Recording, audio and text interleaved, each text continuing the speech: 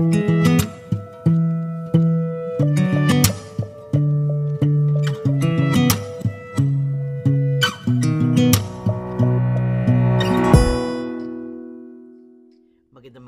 boo. Hi!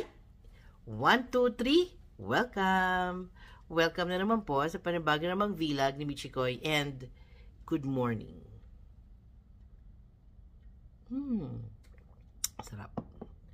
Okay, so kahapon po, I hope no, na nagawa po natin. Kahapon ang pinag-usapan po natin yung challenge na about love is patient. No? Love is patient. And ngayon naman po, number 2 challenge po natin is love is kind. So, ang verse po natin for today, papakita rin po natin again yan dyan sa ating mga screen. And again, it's from Ephesians 4, pero we'll jump to verse 32. Kahapon po, verse 2, pero ngayon po, verse 32. Sabi po dito, be kind to one another, tender-hearted, forgiving each other, just as God in Christ also has forgiven you. So for today's challenge, number 2 challenge, and today is March 17, 2025, in addition, doon po sa kahapon na saying nothing negative para sa asawa mo, 'di ba?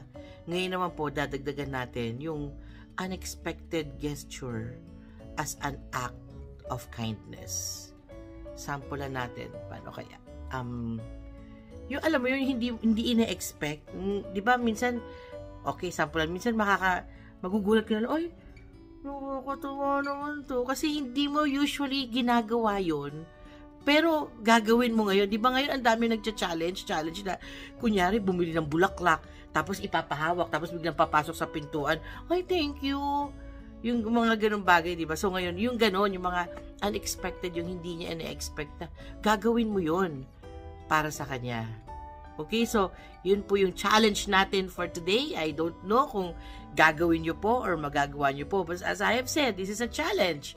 Di ba?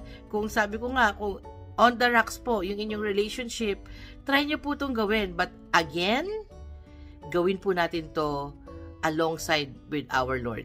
Kasi, as I have said, wala po tayong magagawa kung hindi natin kasama ang ating Panginoon. Okay, so, yun lamang po. Magandang buhay and God bless us all.